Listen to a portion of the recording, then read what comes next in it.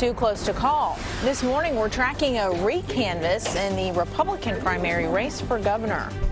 And we're tracking the latest after police say a man was shot in the chest at a Lexington Park overnight. Right now, officers still searching for the shooter.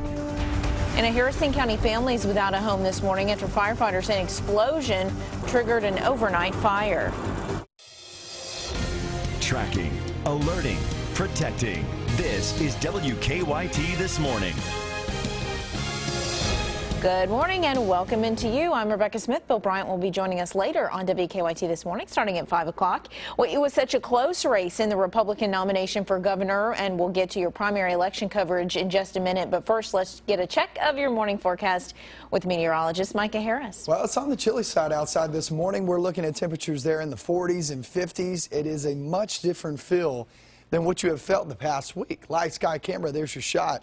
You can see for miles, so I don't see any visibility issues for the most part. Maybe some patchy fog, especially down south and down toward the southeast. Temperatures sitting there in the upper 40s, lower 50s. 68 today, much cooler conditions, and that takes you through the next few days too. I'll show you the latest forecast and when you can expect some rain coming up. 83 votes. That's the lead that Louisville businessman Matt Bevin holds over Agriculture Commissioner James Comer this morning. And the AP says the Republican nomination for governor is just too close to call. WKYT's Garrett Weimer was in Louisville last night for Bevin's campaign. Well, if you thought it would be quick, if you thought it would be easy, you were wrong. Supporters here at the Galt House rode the roller coaster all night. The highs of Hal Heiner's concession speech, the lows of James Comer's lead. But in the end, while at this point there is no end, not yet, at least, the Associated Press saying the race is too close to call, and James Comer asking for a recanvass of the votes. But in a speech to his supporters, Bevin called his lead, quote, an honor and a privilege, and thanked supporters here inside the Galt House. I am calling out to you tonight to join us in this effort because we are indeed Kentucky, and we have much work to accomplish, but with your help, we're going to make it happen. If you love Kentucky, we ask you to come on board because we are Kentucky. Bevin spoke here for about 25 minutes, and a crowd that had been through a lot of ups and downs throughout the night remained enthusiastic throughout his speech, joining him in a chorus line of "We Are Kentucky" throughout that half-hour speech. In Louisville, Garrett Weimer, WKYT. Thanks so much, Garrett. James Comer is not giving up this morning. He trailed by thousands of votes last night, but as more counties reported results, he quickly closed the gap with Bevin. WKYT's Phil Pendleton was in Frankfort last night with the Comer campaign.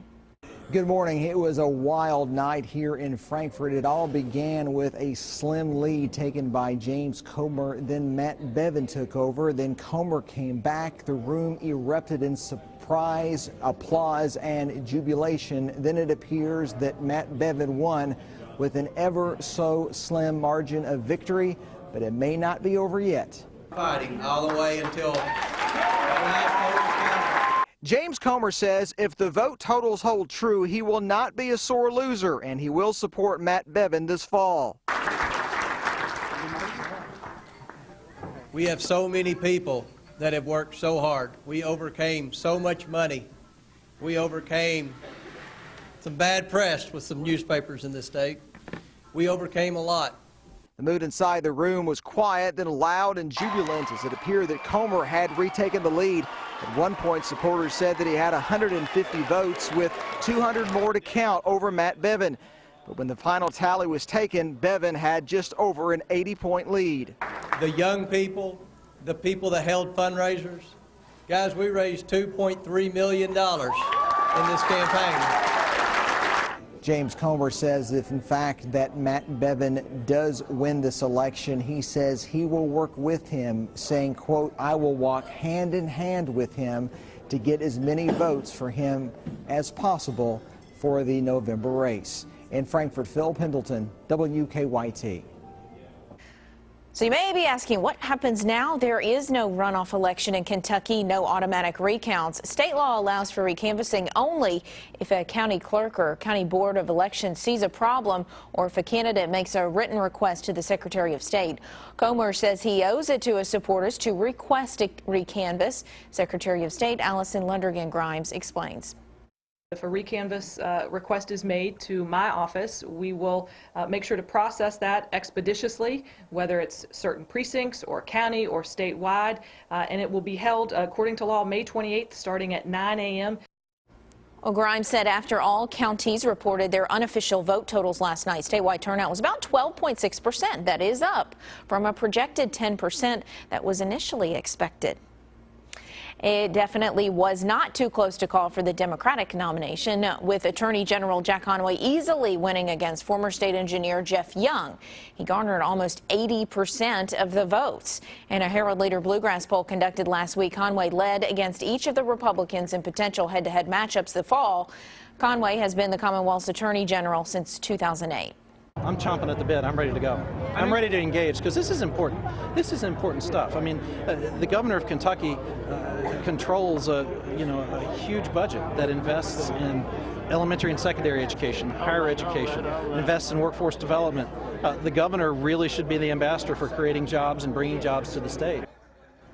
Conway's running for governor with State Representative Sandy Overly, a Bourbon County native. Well, the Republican race for governor, too close to call, but several other state races now set for this fall. In the race for Attorney General, Republican Whitney Westerfield moves on to face Democrat Andy Beshear. Beshear is the son of Kentucky Governor Steve Beshear. In the race for Secretary of State, Democratic incumbent Allison Lundergan-Grimes moves on to face Republican Stephen Nipper. Allison Ball is the winner in the Republican primary for state treasurer. She'll face Rick Nelson, who beat 4 other Democrats for the nomination. In a close race, State Representative Ryan Quarles won the Republican nomination for State Agriculture Commissioner. He will face Democrat Jean Marie Lawson Spann. And Democratic incumbent Adam Edlin will face Republican Mike Harmon in the race for state auditor. Neither candidate faced opposition in the primary.